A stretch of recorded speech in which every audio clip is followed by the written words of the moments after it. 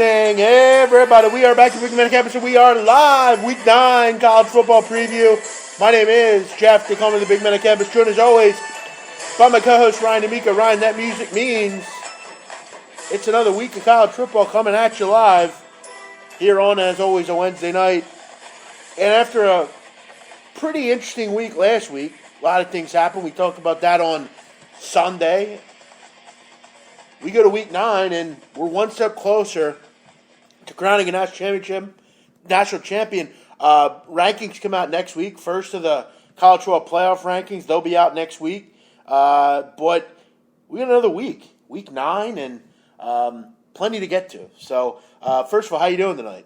Doing well. Yeah, like you said, the rankings come out next week, which is exciting. So, finally, kind of things start to kind of set in a little bit here with getting closer to the end of the year, and things kind of start falling into place. We had an upset last week with a team that could possibly be out with Ohio State. Who knows if we have another one this week? Maybe Clemson falls in a tricky spot. So we'll see kind of what happens as things unfold. But yeah, it's exciting times nonetheless. So I'm excited and looking forward to another weekend of college football and another day of breaking down games with you, Jeff. So yeah, plenty of games to get to, and we're going to get to all of them.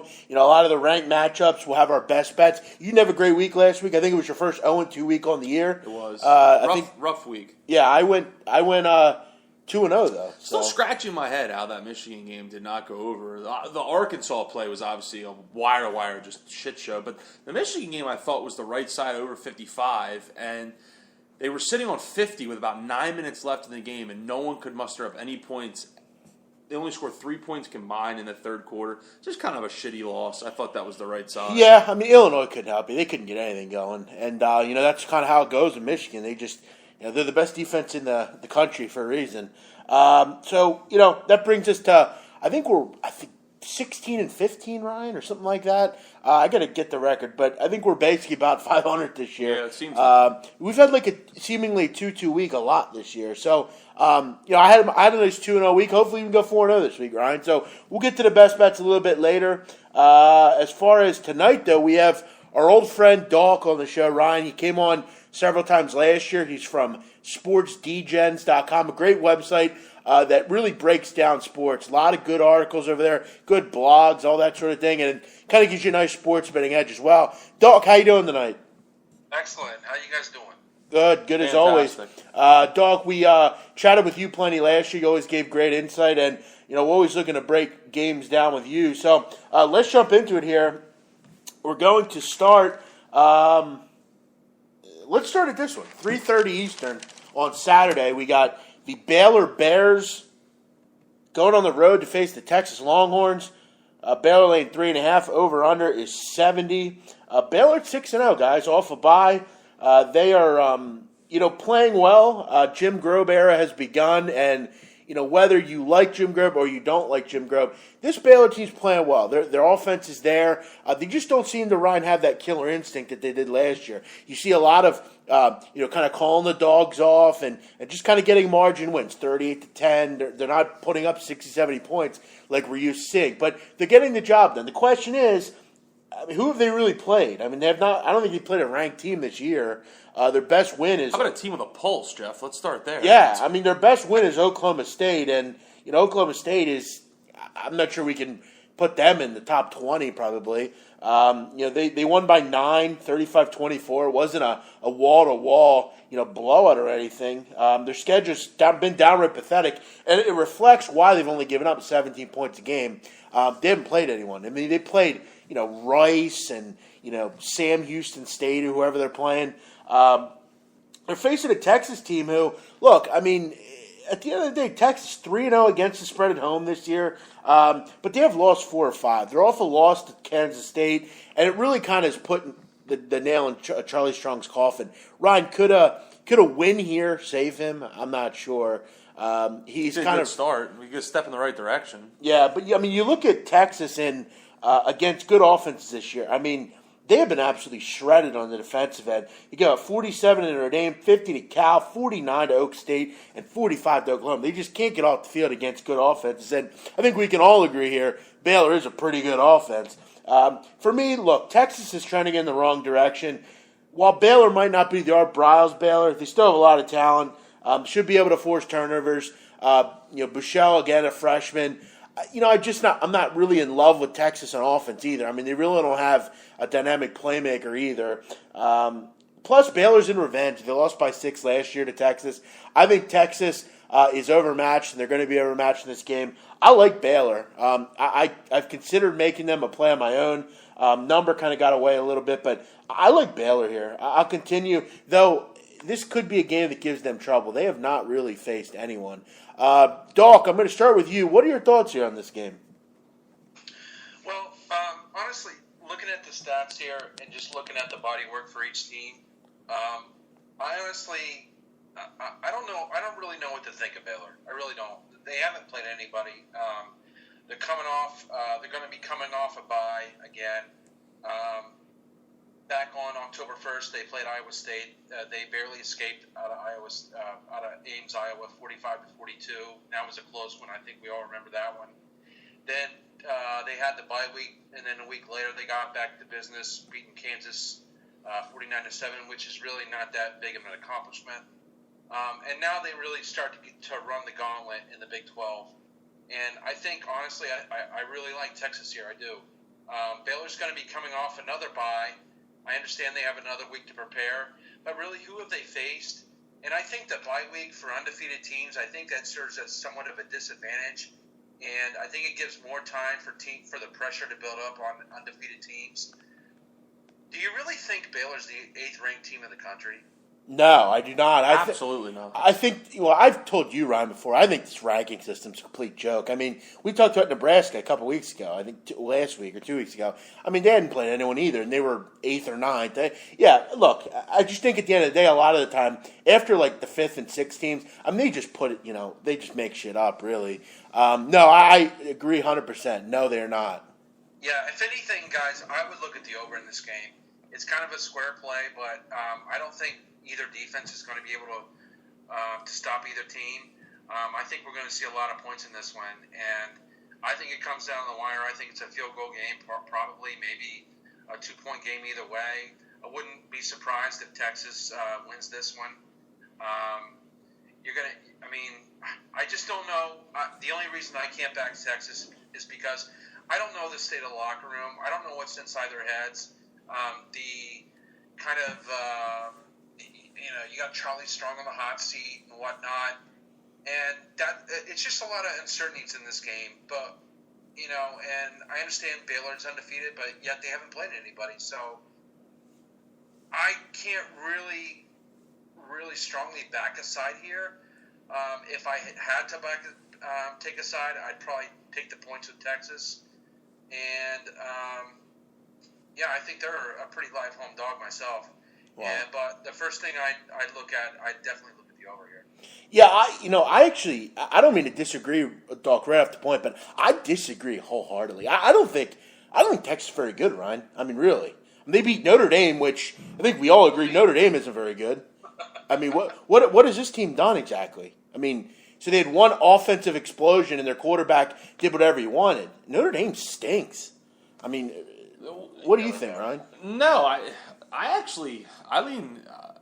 I lean Texas actually as well. I like the overplay. That's actually a direction I was leaning as well. Does seem kind of square, but getting anything over a field goal, I think you got to kind of go in favor of Texas. I mean, Baylor. The fact that and that's something I was going to bring up. The fact that like Doc said that the 18th ranked team in the country is pretty comical. I mean, and to me, if you're going to look at Baylor, one thing that kind of, I don't want to say concerns me, but I guess it kind of does to a degree, and it's going to sound kind of comical, but offensively this year, they haven't, usually with Baylor, like the last couple of years, you're used to seeing this team score into the high 50s, low 60s against the lower kind of teams. The teams they're playing right now, they're scoring 15 to 17 points below those numbers right now. So, and, they did play Oklahoma State, which, they got a win there, but then, they almost lose to Iowa State. Texas, though, for whatever reason, at home, I think if this game was in Baylor, a different story. The fact that it's in Austin, a place where They almost beat Oklahoma. They only lost by 5, which was a wild game, kind of shootout game. And like you said, they knocked off Notre Dame, who is nothing special, but at the beginning of the year, no one knew that. And something that I kind of also kind of justifies things, Texas has won 10 of 12 against Baylor in Austin. So kind of have that little thing going for them there. So, yeah, look, I lean Texas here. I think maybe a lot of people will be on Baylor, but anything over a field goal, I lean Texas. Baylor just doesn't do anything. Shame on both of you. For me, they really. They just don't blow me away. They don't. I don't know how they can. Offensively, they're elite. They have been elite. Why are they elite this year? Because they're putting up points on Ryan, Northwestern stop, dude. State. Ryan, no offense. I'm just asking. Ryan, let's not open the can of worms. Who has Michigan put up points against, Ryan? Are we talking about Michigan, Jeff? It doesn't matter. They play on their schedule. Just I know, like but I'm just saying it's not impressive when you do it against those teams. I guess my point, though, is they've been shredded, Texas, by a good passing offense. But Texas can score as well. Can they not? Yeah, I don't see much in that offense, really, personally. They're scoring. They're scoring a hell of a lot of points at home. 40 points per game. They're scoring at home. They scored 27 against Iowa State, 21 against Kansas State. Lately they haven't been doing much of anything on the offensive end, really. Well, you got to look at it this way, also, Jeff.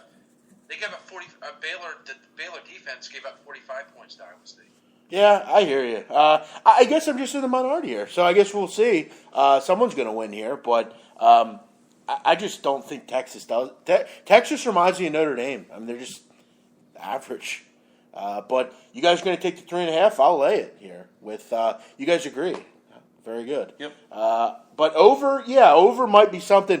Square wise, it might be a good play though. I know it's a square play, like you guys said, but you got to think Baylor's good for 40. You would think. And all the talks this week too about Tom Herman, apparently accepting a job and the contract being written up for Texas too. I think that does something too. Obviously, lights a fire under Charlie Strong's ass, and a lot of the kids in the locker room that I'm sure like Charlie Strong. So. Yeah. No, you guys are onto something there. We'll see. But. I'm gonna go the other way from that one, but I could see like a 41-27 type of game. 41-34. It could easily go over. Next one, 12 o'clock Eastern. Michigan minus 24.5 against Michigan State. Over under 54.5. Michigan State 2-5. How about that? 2-5 for the Spartans. Obviously 7-0 for Michigan. Michigan off. A win against Illinois, which we talked about. Ryan, you had that. Still a blowout victory, 41-8. Wasn't never close. Interesting thing about this one opened at 20.5. People have just been betting public all over Michigan in this game. This just looks like a total public side. Obviously, Michigan loses last year on the punt return, and now they're kind of look. We all know 7-0, and Michigan State's just bad. It looks like a really public side. Michigan State losses to Maryland, Northwestern, BYU, Indiana, and Wisconsin. Gave up 54 to Northwestern. This defense is in. I don't know what the word. They stink. They're in a mess right now. Who's the quarterback for Michigan State? Is it Tyler O'Connor? Who is it exactly? It's going to be the freshman. Going to get, I would imagine, getting the start this week. I don't think O'Connor's ready and healthy enough to face the Michigan defense for one. So you're going to throw a freshman in and face the number one total defense, and they're the number one total defense by a wide margin. Only giving up 207 yards per game. Next closest is Florida at 253. So, you got to wonder how many. Can Michigan State score 10 points in this game? It's going to be tough. Michigan's given up 14 or more just one time this year. And this Michigan State defense really getting shredded. 30 points a game they've given up, and they're 1-6 against the spread. Peppers, 10 tackles for loss. Obviously, we see what he does in the offensive end as well. Punt returns. Wilton Spate's been good. 2 interceptions, 13 touchdowns. The rushing attack from Michigan's been there. Plus, you're in a very heavy revenge spot here. We all know how that game ended last year. One point I will make, this is a rivalry game. You can obviously throw any stats out of the window a lot of the time, but for me, it's hard to back Michigan State in this spot, no matter what the number is. I think this is like a 49-21 type of game. I don't know if I'll be getting involved with the game. I thought it was an interesting one to break down, but if I had to lean, I would go with Michigan here. I'm not going to jump off this freight train just yet. Ryan, what are your thoughts on this game? Yeah, on paper, it looks like Michigan should really dominate. I mean, Brian Lewerke should not have success against this Michigan defense who, look, and obviously I follow a lot of Michigan beat writers and people, so I see a lot of stats that come across my Twitter feed. One stat that's pretty wild to me, I think, is Michigan has not allowed over 200 yards of total offense the last 4 weeks. 200 yards, think about that. I mean, teams like, Oklahoma and Texas Tech, they go over that in a quarter. I mean, this team hasn't allowed that in a game the last 4 weeks. And then you see what this defense did against a freshman quarterback against Wisconsin. I mean, they just couldn't move the ball at all. The only touchdown resulted in a short field. I think the drive was only 30 yards, 35 yards. So I can't imagine this offense with the lack of playmakers they have, the lack of kind of a running game. They don't really get that going at all this year. So I'd be hard-pressed to see this team score 24 points, 24 and a half. That is a lot of points in a rivalry game. Like you said, I'd want to lean Michigan State, but, I mean, with the revenge aspect and everything, it's funny, though. I think a lot of people will grab the 24, though, Jeff. I mean, you say you think it's a public side. Obviously, the number has been bet high, but I think a lot of people will see the number as we sit right now and say, 24 points, that's a lot of points for a rivalry game and a Michigan State team. Look, the markets are very high for this show, though. I'm going to go Michigan. I'm just pointing out the markets are very high on Michigan. I mean, public slams them every week. Michigan State very low right now. I think, Doc, you can agree the tenor on Michigan State right now is low. I mean, no one's really buying into this team. I mean, their defense has been shredded. They've lost some. I mean, they lost last week to Maryland. Pretty pathetic. But yeah, I mean, it is getting up to the number. What are your thoughts on this game?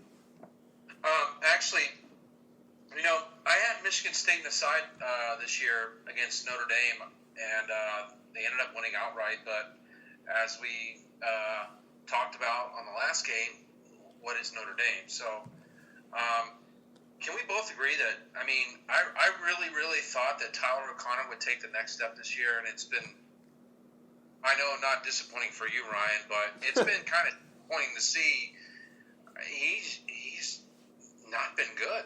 And I mean, I really thought that, he could really build. I mean, let's not forget this O'Connor guy. He went to the shoe last season, and beat Ohio State in Columbus. And granted, he had a lot better team around him, but I think it's really, really sad to see Michigan State right now, man. They're and you know me, guys. I'm like, I love a home dog, and I actually talked about this game with a buddy of mine earlier this week.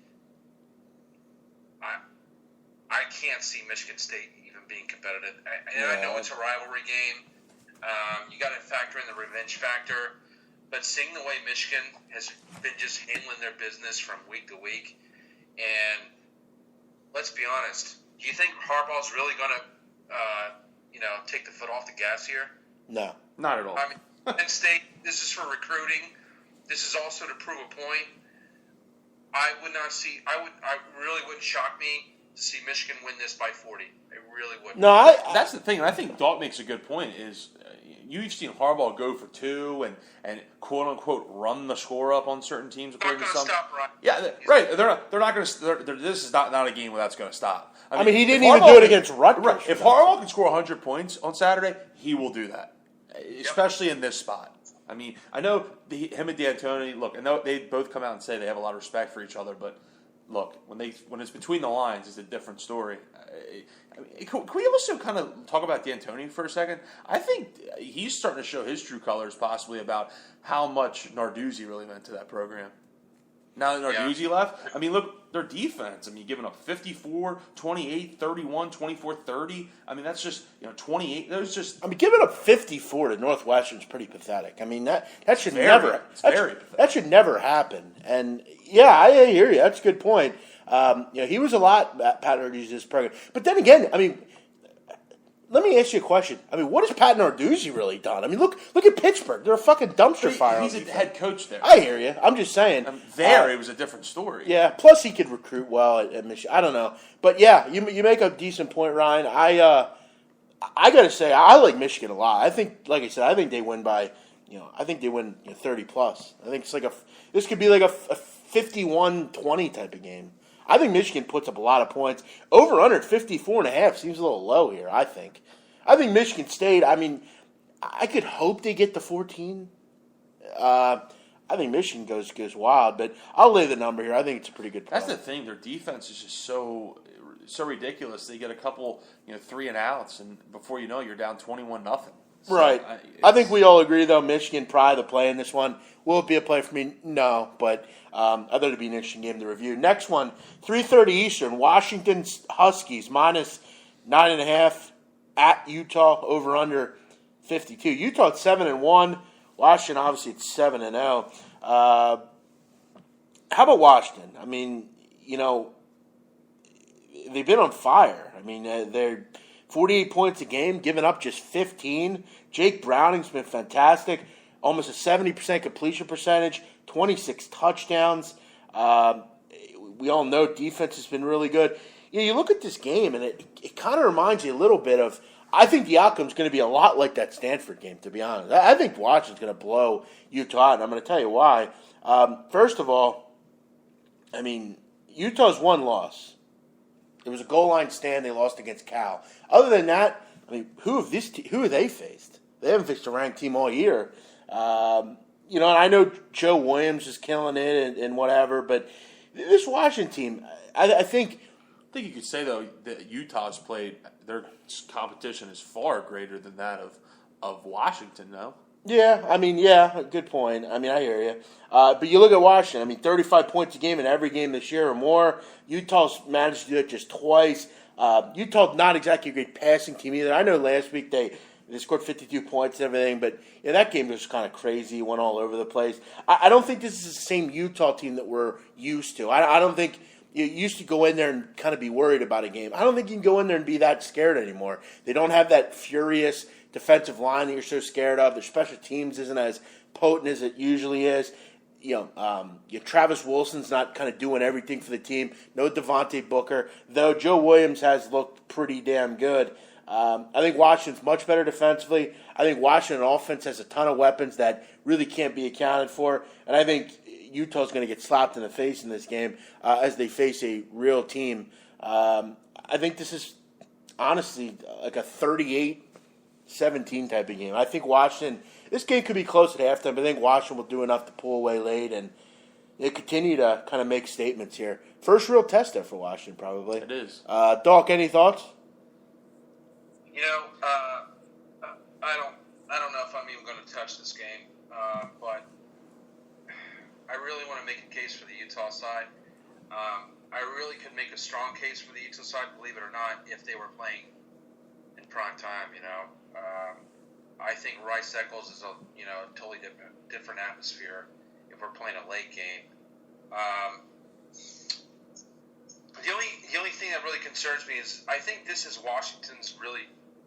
This is definitely their first true road test, and I don't know how Browning's going to fare in this kind of atmosphere. Utah, they're good at stopping the run, and if they can force them into third and longs, that Utah pass rush, yes, I understand. I agree, it's not what it was, but they're still ranked pretty high in sacks. They can get to the quarterback. I think this is a kind of a real smash mouth game, to be honest. I don't have a really strong opinion on it, but if I had to pick a side right now, it'd probably be Utah, to be honest. I respect Utah. I like their coach. I think Whittingham's one of the best coaches in college football, to be honest. And and you two know it, Utah special teams, tops in the country, always is. And that does factor in. So I understand Washington's they're clicking on all cylinders, and Peterson's really got that program heading in the right direction. And what they did to Stanford was at home on that Friday night was pretty darn impressive. But then again, what is Stanford? So I'm not going to say I'm not sold on Washington yet. I'm not buying them 100%. So laying double digits in Rice Eccles, no thank you. I'll take the Utah Utes here. Yeah, I actually think they're a little better clearly, but I think Stanford, Utah are pretty similar teams, to be honest. They don't have much of a quarterback. They can't really make plays. They have pretty good running backs. Defense is supposed to be pretty good, but look, I think Washington's really just on a mission, personally. I think this team is good. I think they're, Ryan, I know we've talked about their schedule's not great so far, but I just don't think that Utah's the same luster, like I said, as usual. What are your thoughts here? Yeah, originally starting the week, I leaned Utah. I just thought at home it's a lot of points, and Washington, they haven't really played anyone. But then I kind of like dive into Utah a little bit, and last week really kind of shook me a little bit. Going to UCLA, okay, a UCLA team that just hasn't had it this year. They've had a ton of injuries and really just let down this season. Really, Rosen was out. They get 5 turnovers, yet they only win by 7. That's a little kind of worrisome. And then I think back to actually the weekend that I was in Michigan. And, plus, there was a backup quarterback that did all. That's what I'm saying. Yeah, Rosen was out. Totally right. Yeah. And then I think back to the weekend that I was in Michigan. That Friday night we got into town, they played USC, and USC was winning the majority of that game, and had Utah not fought back in kind of a rainy night game there, that could have been a loss as well. And the BYU game, again, another tough game that you credit them for winning. So for me, look, I agree. I'm not so totally sold on Washington 100% to where I think they could compete with the top 4 teams, or they could be a top 4 team, compete with the top 3 teams in the country. But this would definitely be a good step going forward. I'm going to lean Washington. I just think they're so balanced, and that's what I like. That's the one thing that me personally, I take away from Washington more than anyone is, you have Myles Gaskin to pair with Jake Browning, and you have a good plethora of receivers, and the defense does have some household names or are becoming household names this season. So it'll be interesting to see how this team can go to Utah and compete against a pretty solid Utah team. So I'll lean Washington though here. If that's the line we're giving, Jeff, -9.5, that's the direction I'll go. Yeah, I also think, you look at last week, like you said, Jake Browning may have a field day against his pass defense. They got worked last week against a backup quarterback who, look, I think we can all agree. UCLA has looked brutal offensively this year at most points. They did whatever they wanted. Like I said, I just don't think the same, luster is when you go to Rice Eccles. I hear you, Doc. It's always historically been something, to get excited about, but I just don't think it's there. I think Dalton made a good point too. If this was a night game, I think it'd be a different story. I really believe that. If this was a 7-8 o'clock start, yeah, I think I would lean Utah for sure. A blackout kind of game, yeah, I would lean Utah. Guys, I just want to interject real quick about last week. Sure. There's one thing you guys got to do. You definitely got to take into consideration about last week with UCLA is that,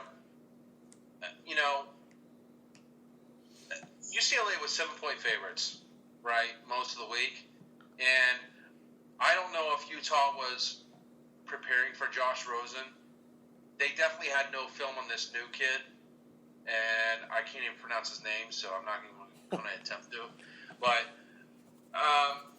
and also, not only that, but in the back of their mind, they had Washington coming up next. So this Utah team, as disciplined as they are, and I know Whittingham, I know he has these guys focused probably 90% of the time, but you had to think they were looking ahead a little bit, And not only that, they had Rosen. They were preparing for Rosen. They thought they were going to be facing Rosen. They had no film on this kid. So that's one thing you do have to take into consideration is that we're not playing Josh Rosen this week, so I guess we don't have to play as hard. Yeah, Because but kids I mean, like Doc, that. they gave up 52 points. I mean, I agree. I know. I don't know. I feel like I don't know if you can. It was a difficult spot. Let's just put it that way. Sure, I mean, sure. preparing for Rosen all week, and then coming in and facing a freshman, and then you got Washington on deck and Rice Eccles. I just think it's a little bit of a tough spot, and yeah, I mean, yeah, you can't overlook that. But then again, I mean, it's college football. It's I like the name of their stadium too, Rice Eccles. That's a fun stadium to say. I don't know who that is. Going down to Rice Eccles Stadium. Right, I hear you. Next one. By far, though, lastly, toughest game remaining on Washington's schedule. So this is definitely a must-have. I disagree. I think Washington State is tough. I think that's a tough one. The Apple Cup late. the Blues. I hear you, but I think going to Utah. Plus, a little last year Washington State got pounded in that game. But I hear you. Well, Falk didn't play, so Yeah. Let's move on here. Big 12, back to that conference. 7 p.m. Interesting line, interesting game. Oklahoma laying 41 against Kansas, over under 67.5. Guys, Kansas last 13 on the road, 2-11 against the spread. They're 9-20 overall over the last 3 years. And if you think they can cover big numbers, you'd be lying. 2-5 over the last 3 years as an underdog of 31 or more points. They've won one game this year. It was the first game of the year against the Rams of Rhode Island. Remember they rushed the field, Ryan? Remember that? Oklahoma won it last year, 62-7. There's two issues for Oklahoma, I think, in this game. One of which is they have a laundry list of injuries right now, and I think this might be one of those get-right games. Play for the first half, and they're not going to lose this game. They're going to win it comfortably.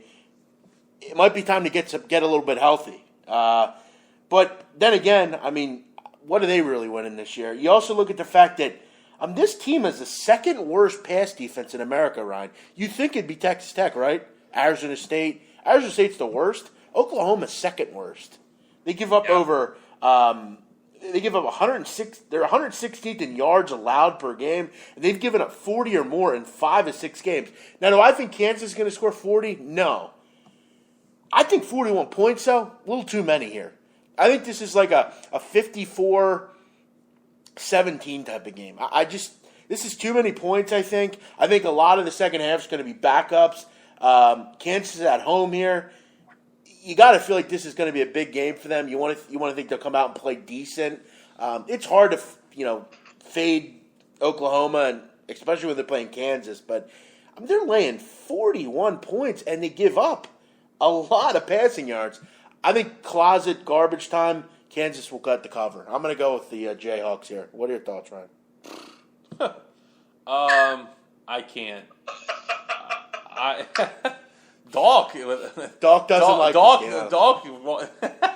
Well, great. guys, I picked this game because I thought it was interesting. Ryan, when he just did the I don't know. I'll tell you, I'm just flabbergasted. That's all.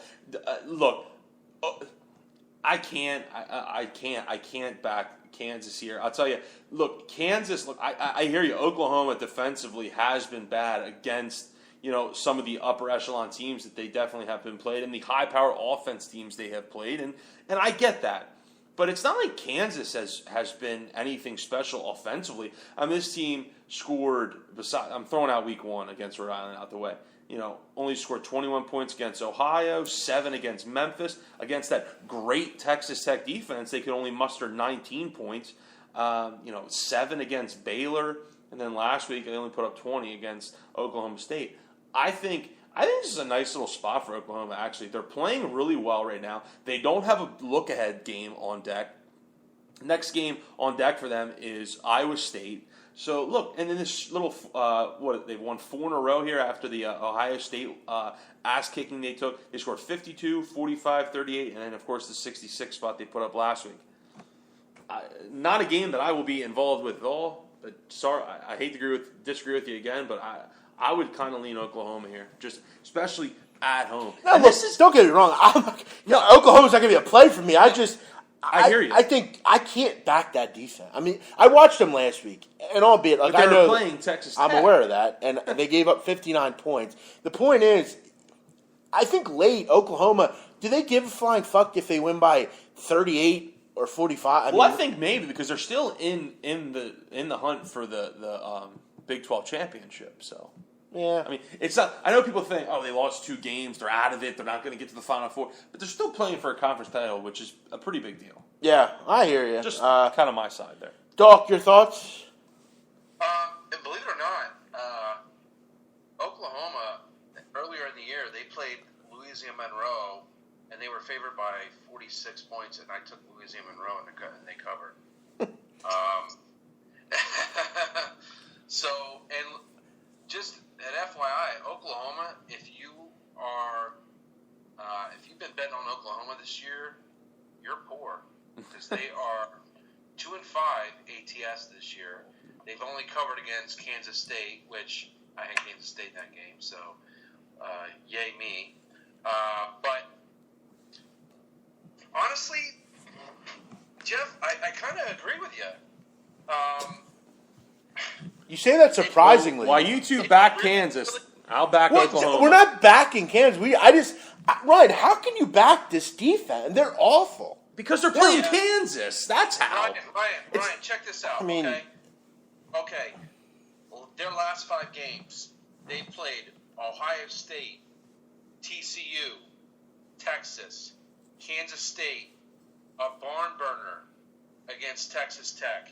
You don't think this is like kind of a let's get right, healthy game? Exactly. That's my point. Yes, I agree.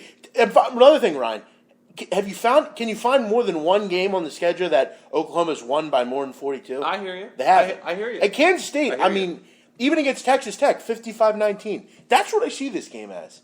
I think the number will be close, but that's a lot of points. It could be 42-0 though. It is. I mean, Doc, I agree. I think Doc said that perfectly. Ryan, I agree that value and Kansas State really don't belong in the same damn sentence. Let's be honest. No, I hear you. There's fucking value on Kansas this week. There is. There's a little bit of value. I'm going to say it. It is an ugly game, though, but Papa Bear makes a good point. Ryan, last year we had a decent read on Kansas. I know we bet against them a lot, and I remember last year I had a future on them to win under 1.5 games, and they didn't win any. Right. So, we, for whatever reason, have a decent read on Kansas, but I faded them this year. I took Ohio when they played them, and I don't know what it is, but I feel like this year they're a little bit more pesky than usual. I don't know. But I guess we'll see. Last year, 62-7, so it might be, you never know. But, yeah, they are good offensively, Oklahoma. I just think maybe second half they get right and kind of take the starters out. But an interesting game nonetheless. Ryan, let's jump into some of our plays of the week here. You'll give 2 and I'll give 2. Actually, before we do that, let's jump into this one. Big one down in the ACC. Clemson laying 5 against Florida State. This one is in Tallahassee, over under 60. Not many people know, but Clemson's won just one time over the last 12 in Tallahassee. It's not been a good omen to go down there for Clemson. Clemson off a bye, the question I have for them is, Ryan, when has this team been dominant against anyone this year? I mean, can you name a game? Who, Clemson? I mean, I guess Boston College, but yeah, you would say Boston me College. and Doc could, play well against Boston College. Hey, but they did win 59-0 against South Carolina State. Oh, right. The game in which they had to call the mercy rule and shut it down early. But, yeah, I mean, I just haven't seen a dominant performance this year from Clemson. And, it's getting later and later in the year. They didn't look good at all against NC State. And the problem right now for Clemson is they're turning the ball over at an alarming rate. I mean, they turned the ball over 10 times in the last 3 games. You also look at the fact that Florida State offense has been playing well, 35 points a game lately.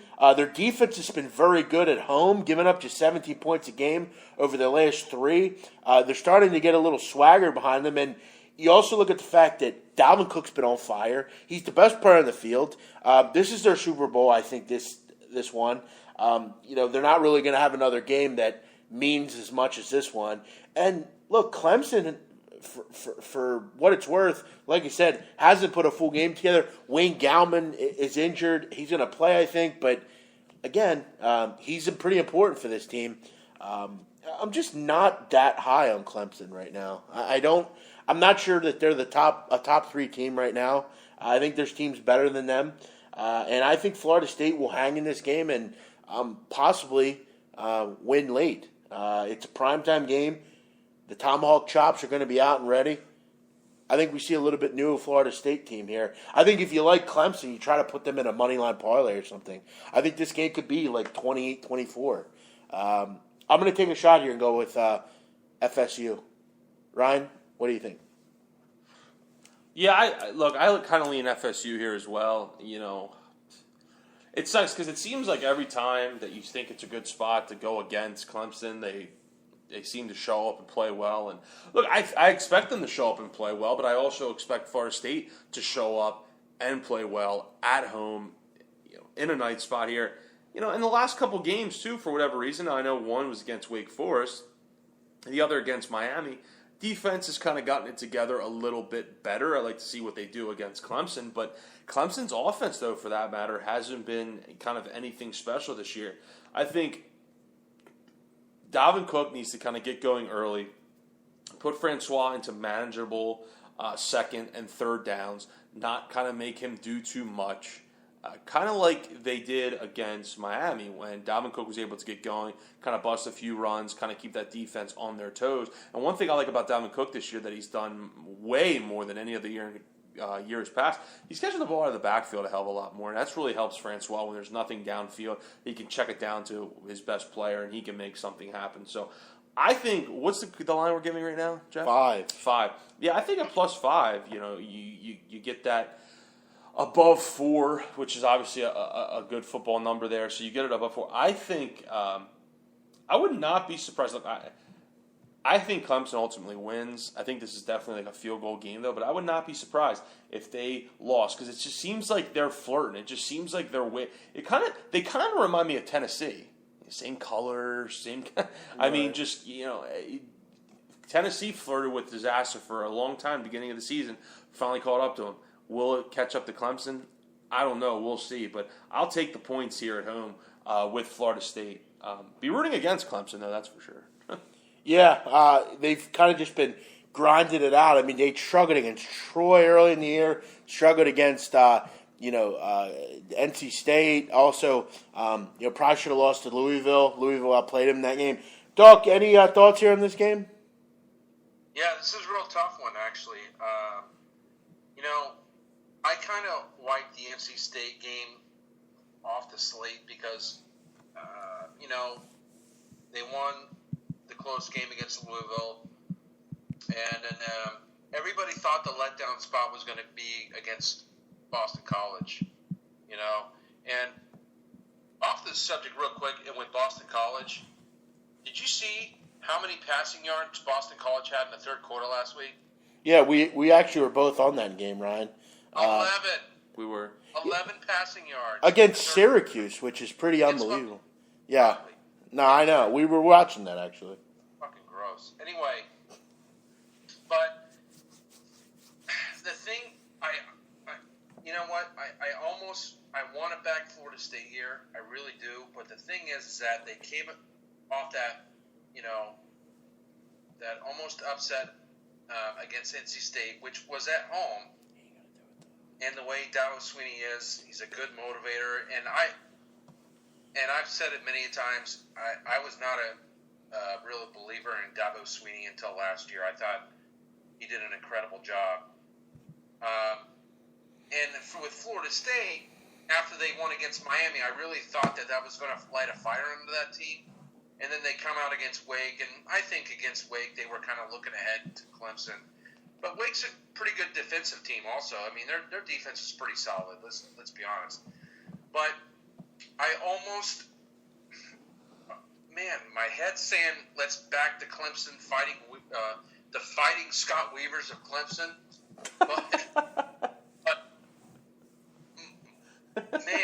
for some reason, I think this is just a field goal game. I think this is that's just too many points. I think the field goal game, Hey, dog, it's Scott Weaver here. Do not bet against Clemson, my man. The Clemson University. Now, Jeff, let me tell you something. It's all about the Tigers. He loves Let me tell you something, Yeah, he loves man. Clemson. He does. Fucking Scott Weavers. I think Clemson wins. I think Florida State covers. And I agree with you, Ryan. If Dalvin Cook doesn't get it going early, and they force Francois on the 3rd and long, it's all over. I think it's a rout. Yep. And that's the key. I think Clemson's defense is going to show up. And Florida State's defense has got to show up too, of course. But I think if it's one of those games where they shut down Dalvin Cook early and Florida State gets behind early, it's a wrap. That's it. You know what? I think, honestly, guys, I think this is a good game to live bet, to be honest. Yeah, no, I'll point out. I mean, I just want to say this: all the games we've looked at, I'm not sure that I'm going to wager on any of them personally. Yeah, I don't really. They're kind of all just marquee games. I actually reviewed this one on SBRforum.com, and we had a pretty good discussion on it. And I just think, like you said, I'd love to see if we can, maybe get some late action, get it up to 6 or something. But yeah, I mean, you're really kind of towing the rubber here with, if this one gets out of hand and they go up, 21-7, I mean, it could be tough for Florida State to get back in it. But it's under the lights. I mean, it's at home. I think that helps Florida State. But I think we all agree Florida State a play here. But, this could be one of those games where Clemson kind of turns it on and wins 37-27. Deshaun Watson, 2 losses as the quarterback of Clemson. One of which, last time he went to Tallahassee. Right. Overtime loss to Florida State. They have not won in Tallahassee. I mean, they're 1-11 in the last 12. So that one speaks for itself. But, Ryan, let's jump into our 4 best bets, and obviously we'll get Dalk's opinion on them. I'm going to go with my first one. It's Friday night. It's going to be Navy visiting South Florida. South Florida laying 8 over-under is 63.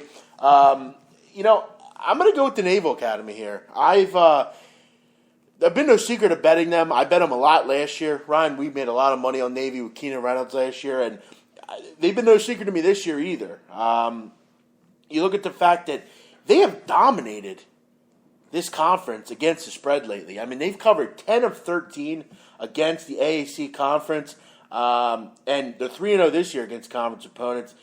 You look at what they've done recently. I mean, we all know their triple option has been potent, but, 34 points a game. They knocked off Houston, had a nice wall-to-wall victory last week against Memphis. And I think what's more important about, obviously Navy's doing their thing, but I think this is also what about South Florida's not been doing. I think Temple laid the blueprint, Ryan, last week on how to beat South Florida. Obviously, you need to keep the ball out of Quentin Flowers in the offense's hands and have long, sustained drives. Temple did exactly that. They were able to run the football, 319 yards. For all the people out there that want to talk about South Florida, this is a bad defensive team. They're 103rd in the country in total defense. They can't stop the run. And, Ryan, let me ask you one question. What does Navy do well? I'll take run the ball for 1,000, Jack. That would be correct. They control the clock and run the football. Yeah. That is a bad piece of news for South Florida. This is a bad kind of spot for them. And look, South Florida didn't do a lot for me, honestly. I don't know about you. Look, they're a good offense, but they're not good defensively. I think they're going to have a lot of trouble in this game. You look at last year when they played Navy. Gave up 428 yards and lost 29-17. Their offense couldn't get going there, and I don't think it's going to get going here either. The one thing I like about Navy that I didn't like last year, Navy was extremely run-heavy. They run like every play, barely threw the ball ever. This Navy team now, they wrinkle in a lot more pass plays. Will Wirt's actually a pretty decent thrower. And you also have to love the fact that Navy, Ryan, in 6 games this year, 14 total penalties. 14 in 6 games. South Florida, 50 penalties in 6 games. For me, I think this is way too many points. I like Navy in this game. I wouldn't be surprised to see them knock them off. They go on runs, and they just win game after game after game. I like Navy plus the 8. They're going to be my first best bet. Dolph, what do you think about this one? actually had Temple last week, and as you alluded to just a second ago, I really dove into that matchup, and I actually put Temple as a play on my podcast, but I thought Temple was a very, very live dog last Friday night. And the fact that they were getting 7, 6.5 was completely alarming to me. When you really, really look into the stats of South Florida, their defense is atrocious. I mean, they're awful. And I think a lot of it's covered up by the fact that their offense with Mack and Flowers and the fact that they can move the ball and score, they can really light up a scoreboard. But, yeah, this defense can't stop a nosebleed. And I thought, the game plan for Matt Rule and company would be to just establish the run and just run, control the clock, keep the ball in their hands, win the time of possession battle. And, well, that's what happened. So, what do you think Navy's game plan is? Run, win the time of possession, and sneak out with a win. So, the only thing that concerns me with Navy is the fact that if, something were to happen to where they get down by 14, it's going to be hard for them to come back because, we all three know that, and I'm sure a lot of people know that they're not an offense that's tailored to come back from large deficits. But what I like about Navy, and I'm sure you guys would agree, is that they don't make mistakes. No, they never do, actually. They're the least penalized team in the country. And that's the credit to Niumatalolo. Is that right? Yeah, that is right. Good guess. That's a good job. Yeah, right. They don't shoot themselves in the foot, and they're very well disciplined ball club, and they've been that way for a while now since he took over that program. They don't turn the ball over a lot, and they take care of the football. They run the ball very, very well, and their defense it's nothing impressive, but I would take Navy's defense over South Florida's at this point for sure. South Florida, I mean they're awful, and the way Temple gashed them last week really opened some eyes, and I was shocked that they were road chalk at Temple. I think Navy is a decent play here. I really do. I agree. Yeah, I think you just laid the groundwork. And you're right, they were very good last year with not committing penalties. I mean, Kent Niumatalolo doesn't get a lot of love, but he's a really good coach. He should, he really just kind of they're always prepared, Navy. And you feel comfortable backing them. I don't they're one of the more you have stupid kids. You do stupid things during games. You don't see that with Navy. They don't do it. What do you think here? Yeah, look, would you bet this at 3? I would honestly. Yeah, probably. I mean, really. Well, I think probably all three of us here go into the game obviously feeling comfortable and with the mindset that Navy should ultimately probably win this game. So I can't remember the last time I backed Navy and I didn't cover. Right. I really can't. No, I know. I mean, they continue to cash for people, and maybe you'll look at the over here as well. I mean, you got to expect South Florida is going to score their share of points, but also Navy. You look at some of the South Florida scores; they're consistently in the 70s, and 80s. So maybe you'll look at the over here. I think the over under is 64 or somewhere. 63. 63. Okay. So maybe you look there too, but yeah, look, I like Navy, pretty cut and dry. I definitely like Navy. That's definitely a play that should definitely, I think, be on a lot of people's radar come Friday evening at 7:30. Rest in peace if you had the Boston Celtics tonight.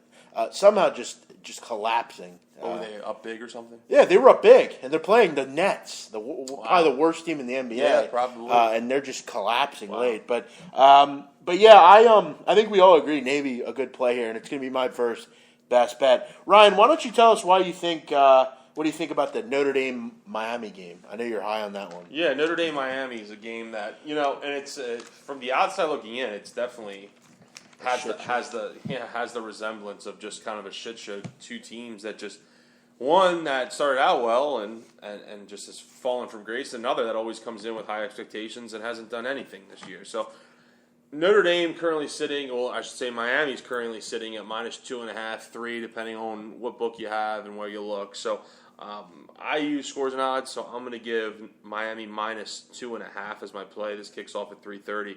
I'm going to actually side with Notre Dame here. Look, I hate Notre Dame. They're a bad football team. But I just have, it's kind of one of them gut feelings that I think Notre Dame shows up, plays well. They're coming off of a bye. And most importantly, the big thing for me is I think Notre Dame, look, defensively, they're nothing special. Play a little bit better at home, as most teams do. But I think Notre Dame's just going to be able to outscore Miami in this game. Pretty much cut and dry. Miami's defense, for as good as they started out, as young as they are, they've just been depleted with injuries, and it's a shame. It's a shame for a team that had some high expectations after 4 weeks, and just injury after injury after injury, and the lack of depth that they have too is a little concerning to go up against Deshaun Kaiser and this Notre Dame offense that is scoring 30 points per game, 35, 36 points per game at home. So I think they should really have some success here, and Miami just the last 3 games they're losing. They're losing the last 3 games by average of 10 points. Brad Kaya just hasn't kind of lived up to his hype coming into the year. So yeah, I like Notre Dame here. A couple of ATS numbers. I know some people like ATS trends and numbers here, so I'll throw a few of those out. Miami 3-7 ATS. Their last 10 following an ATS loss. 0-5 ATS in their last 5 against Independence. Notre Dame. In their last 14 in the month of October, they are 10-4 to the number.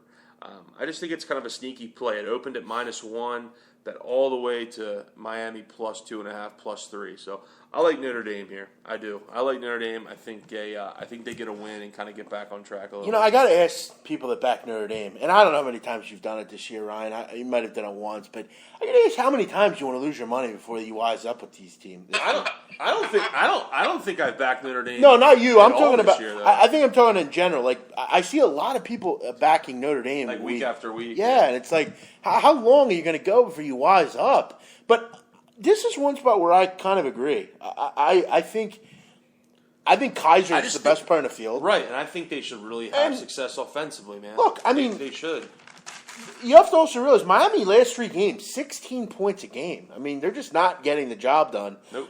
Ever since they lost that Florida State game, they just haven't been the same team. Been good, really. And I remember, but many people thought this was like a team that could win something. They've also went 1-5 over the last 6 on turf, which is kind of interesting. Yep. I agree with you, Ryan. I think as a home dog here, I think this is an outright winner. Doc, any thoughts? I agree. I think, honestly,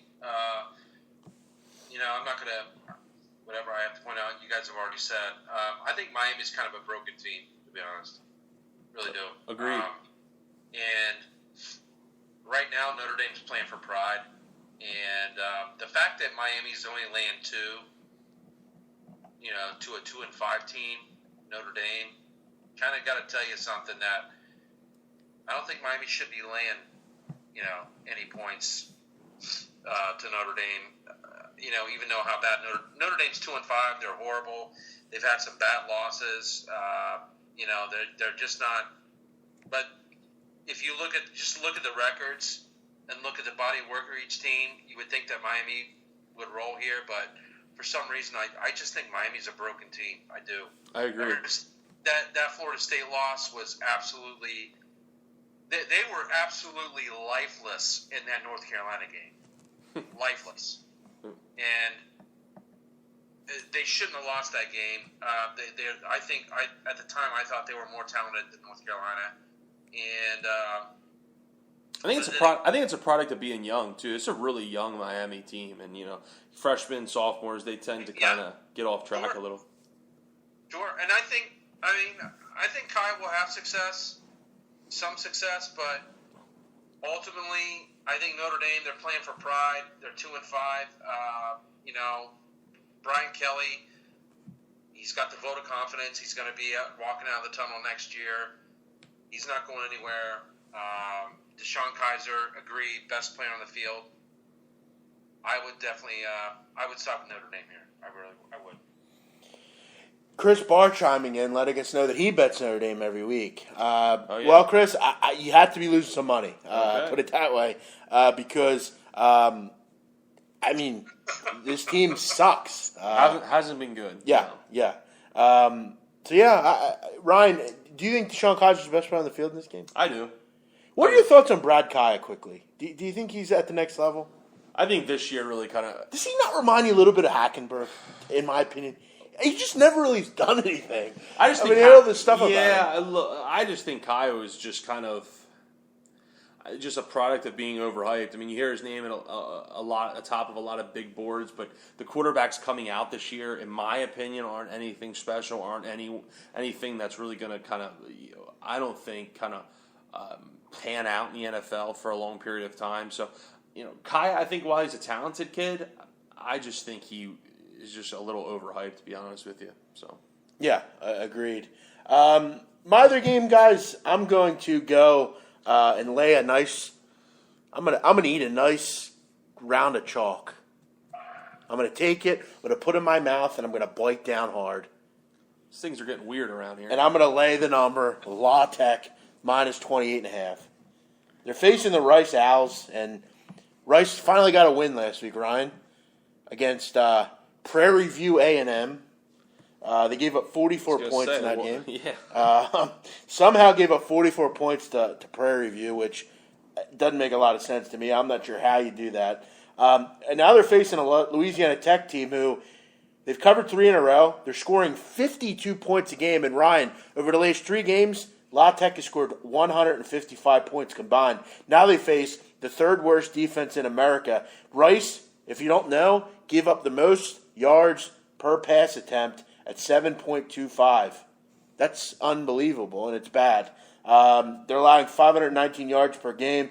Rice also is not very good offensively, only scoring about 18 points a game on the road. Now you're telling me they have to face one of the most potent offenses in the country. I just don't see Rice keeping this anywhere near close. Ryan, I'm going to lay the number here. This, to me, is like a 59-21 type of game. I think Rice is going to get slaughtered. Rice should get slaughtered. Look, we've talked about Rice a little bit on this show. I remember I brought up a week or so ago how they're the worst defense as far as yards per play. They give up over 8 yards per play, which, if you can do math, two plays, you got yourself a first down. So, I really kind of – and look, I remember last week, Louisiana Tech, Jeff, back last week, they had a monster day offensively. They've just kind of been putting up points kind of at will, 44, 56, 55 in the last 3 weeks, 2 of which being on the road, which makes things a little even more impressive.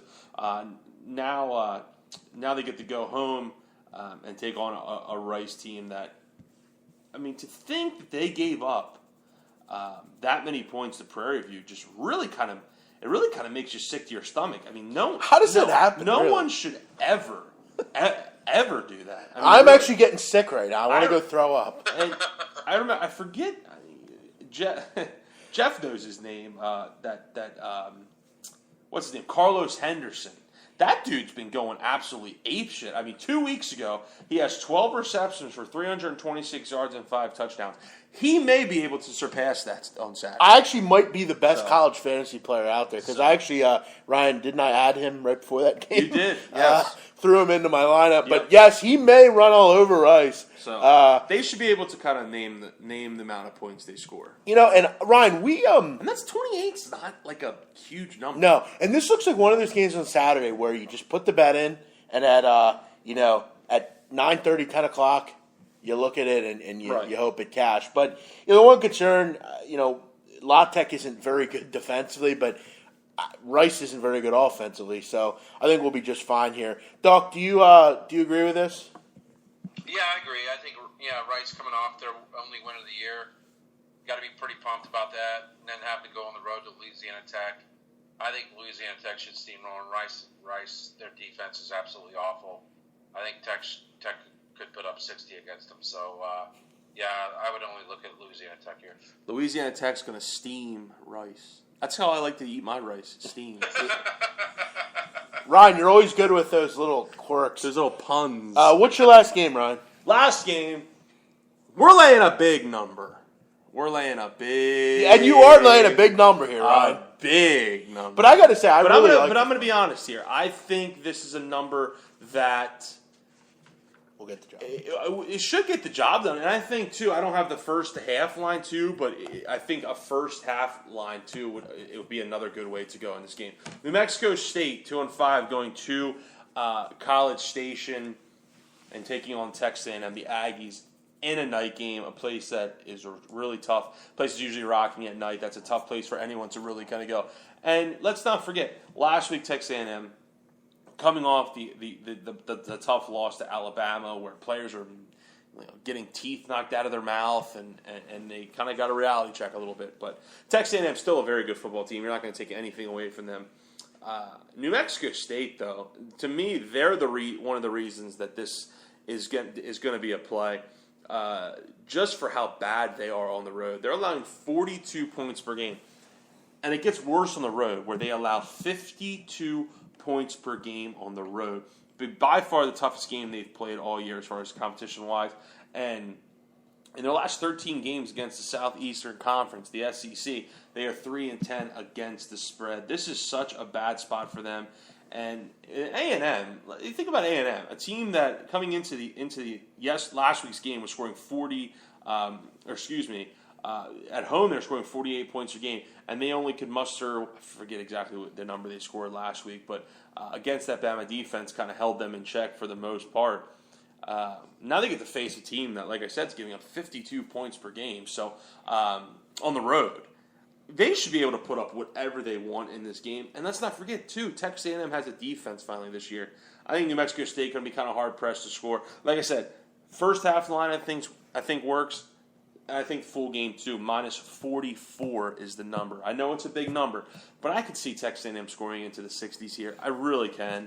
And if that's the case, New Mexico State's not scoring 20-plus points, in my opinion. It's interesting, Ryan, you picked this game because I actually last year, New Mexico State played Ole Miss, and I laid the number. It was very similar to this number, and they ended up winning 52-3. This one could be worse. A&M covers against bad teams, too. 9-3 ATS in their last 12 against teams with losing records. So they cover against bad teams. So I'll lay the 44 here. New Mexico State has been atrocious over the years defensively. They've just gotten manhandled. Usually, big numbers are your kind of thing, Jeff. But I think this is a good spot here. I mean, New Mexico State gave up 62 points to Kentucky. That's one thing I wanted to say. Yep. Gave up 62 points to Kentucky. You give up 52 to Troy. Gave up 55 to Idaho.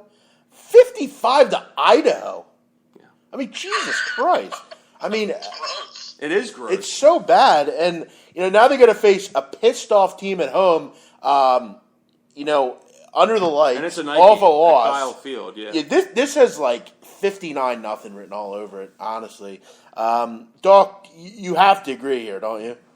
Yeah, I would definitely get off on that first half. If anything, it should be 35-0 at half. Yep.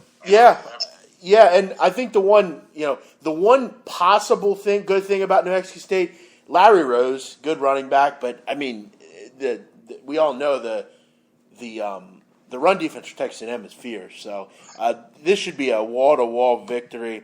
Doc, before we let you go, obviously want to give you an opportunity. Is there any game out there that you want to cover, break down, or let us know about?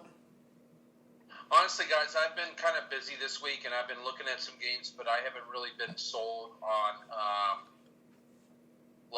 particular games. Usually, I make my decision around Thursday evening before I do my podcast, but there are a couple of games I'm looking at just real quick. I'm actually looking at Boston College, believe it or not, against NC State. NC State coming off two straight games against Clemson and Louisville. I think this is a bad spot for NC State, and I think Boston College can get within that. They can cover that number. Kind of looking at Tulane a little bit. I think this is a prime letdown spot for SMU. So kind of looking at them. And one game that kind of piqued my interest a little bit is Iowa State getting about 6.5 at home against Kansas State. Kansas State's coming off of the 24-21 win over Texas. The week before, they got their doors blown off against Oklahoma. Well, it wasn't as bad as the 55-0, but they still got beat. But Iowa, those guys, the Cyclones, they've been playing some teams tough. Granted, they didn't show much against Texas, but I think that was the fact that they were coming off some tough losses, in their previous two games. So I'm kind of looking at Iowa State a little bit, but I really don't have anything final. I probably won't have anything final tomorrow, so I don't want to leave anybody, down the dusty trail or anything. But those are some games I'm looking at.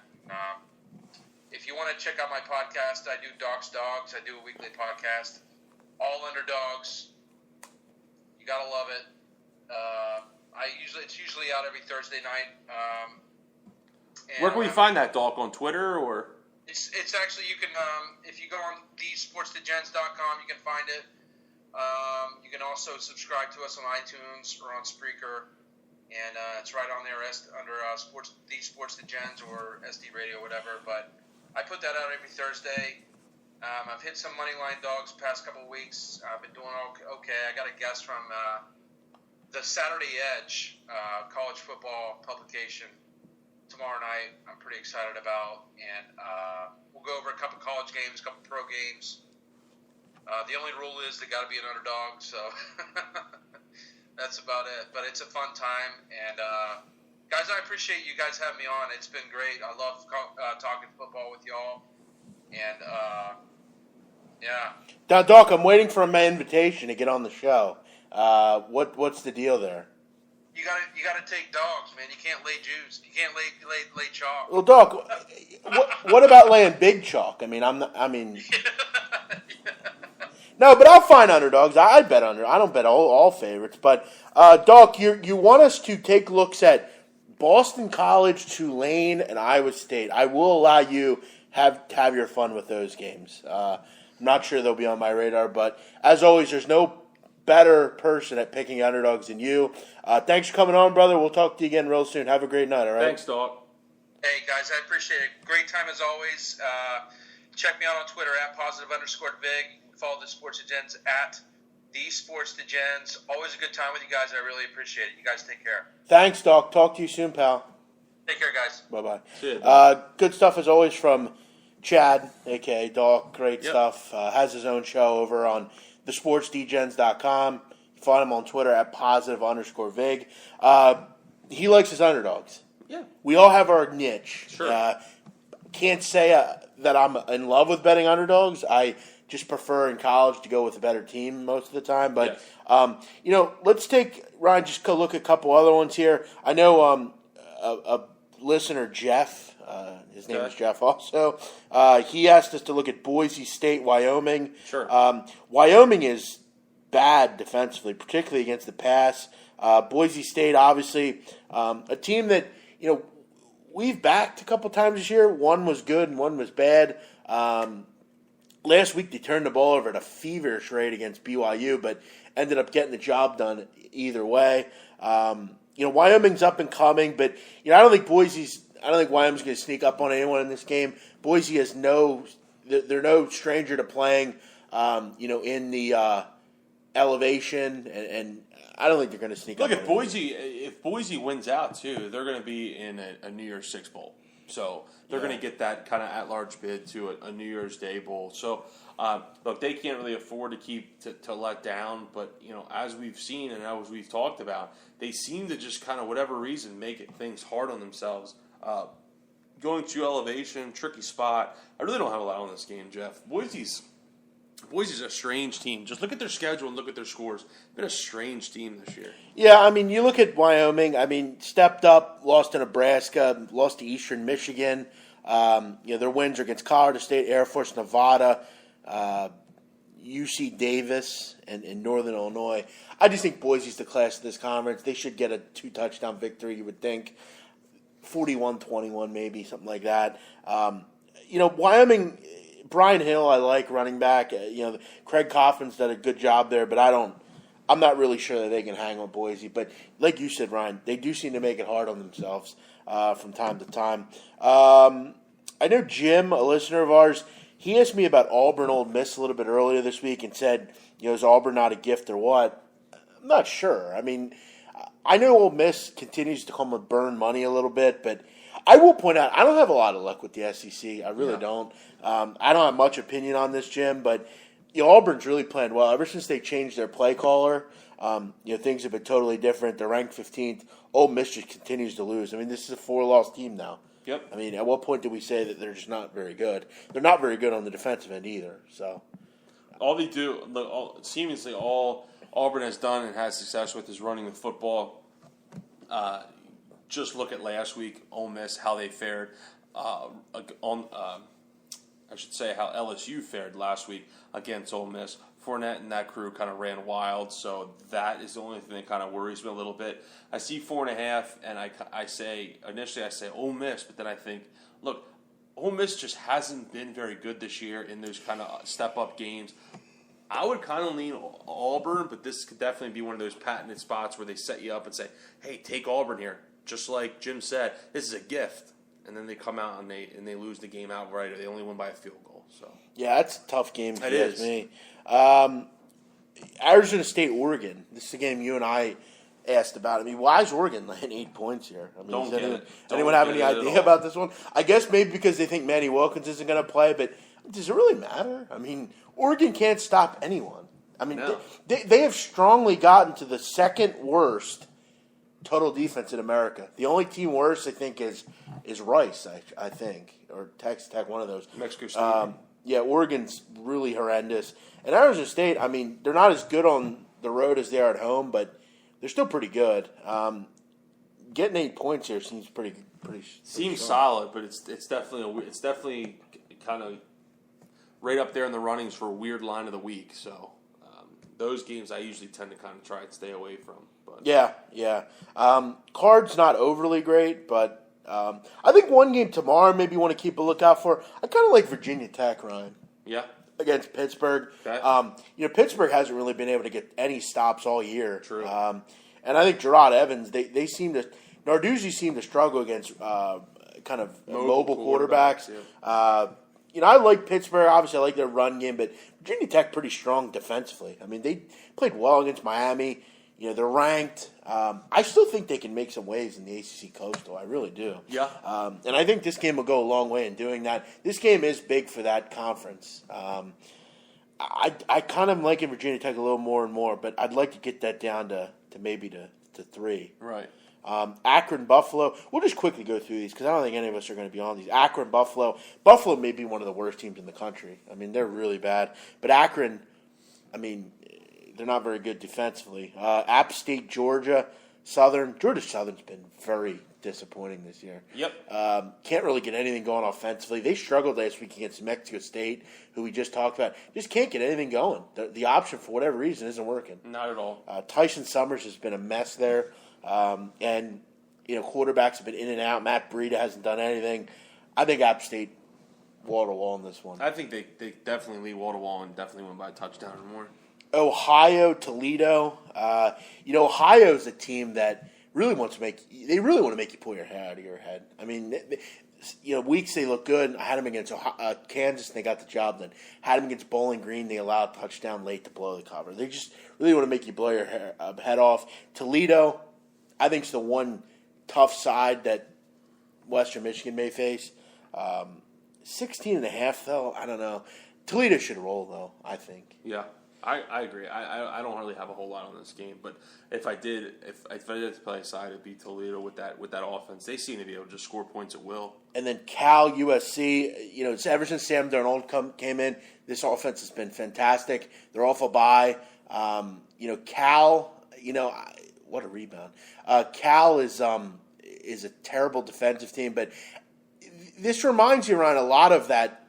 I don't know if it'll be as high scoring, but this reminds you a lot of Texas Tech, Oklahoma last week. Just seems like too many points for a Cal team that scores a lot of points. That's the one reason it's one way I was thinking. But my guess would be Cal here. But yeah, But why are they catching so many points? A team Well, that seamlessly scores in the 40s every single week. So you're telling me that they think USC is going to score almost 60? Well, I think if you like Cal, you probably just want to bet over because this game looks like I think it could be like 51-31 or something. I think it'd be like a high-scoring game, and it ends up being a 20-point win or something. Yep. But, Oklahoma City just can't get a lead here, Ryan. I'll tell you what. They're really props to the Sixers tonight, man. I mean, really playing their hearts out. Look, I said to you that Oklahoma City. Everyone talks about last year and against the Thunder and whatnot with Durant leaving. I look at this roster. They don't do much for me outside of. I know you don't like them. Westbrook, they don't have anyone. I'll put it this way: they don't have anyone that's going to scare you. Well, I think long term, I think they're going to be they'll be a playoff team and they'll be fine. But I mean, it's the first game of the year. Yeah, but it's a.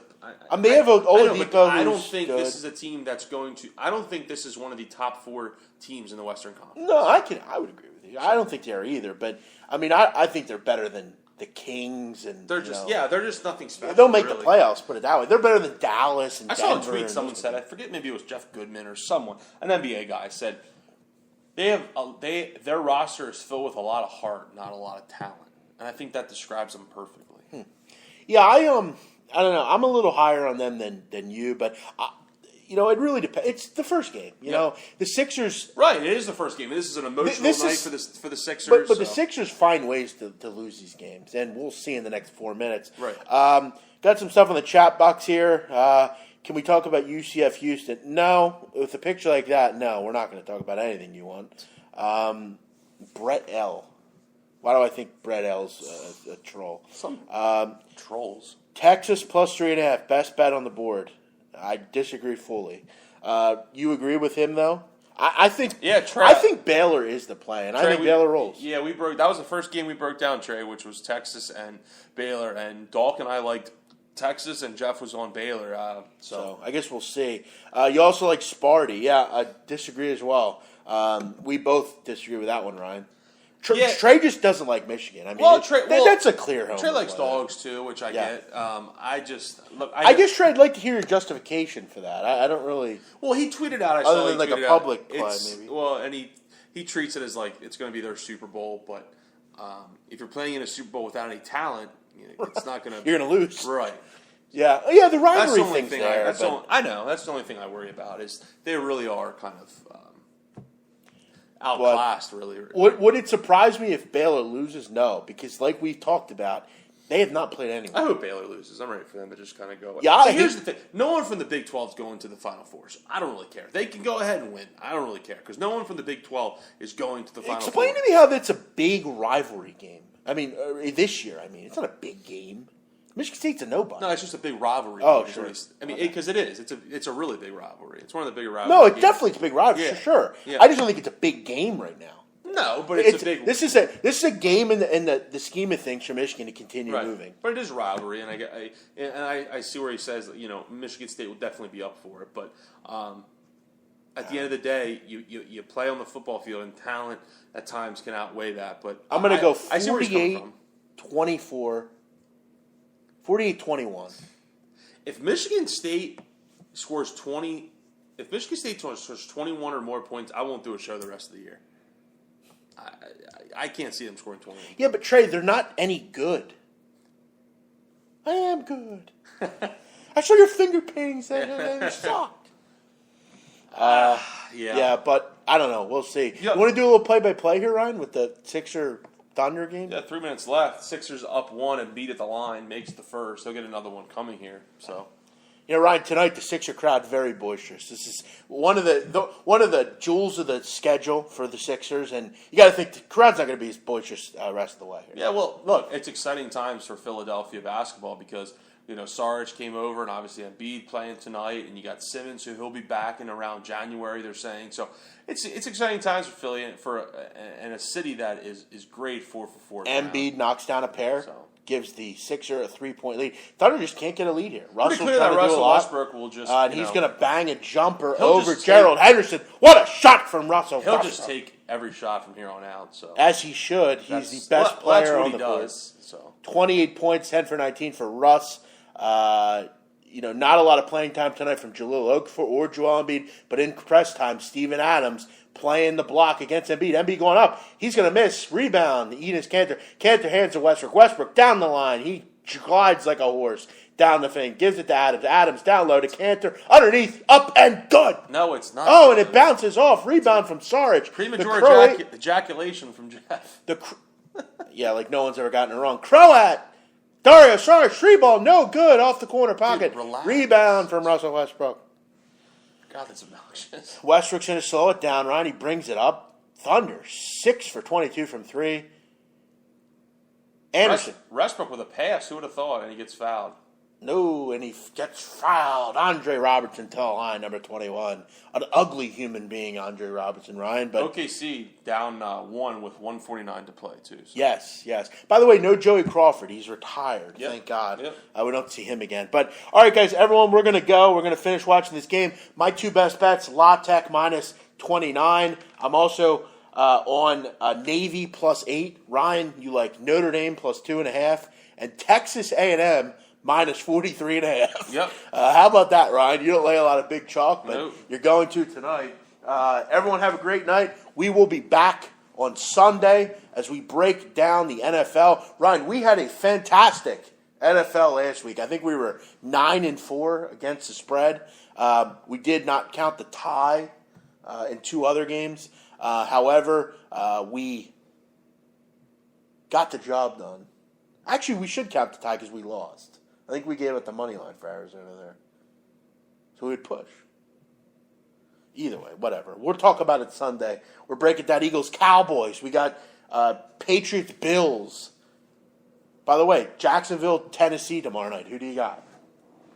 I have me not watching that. Right. All right, everyone have a great night. We'll see you Sunday on the Big Man on Campus. Enjoy college football for the rest of the week, NBA, whatever you feel like watching. Everyone have a great night, and we'll see you next time on the Big Man on Campus. Have a great day. Bye-bye.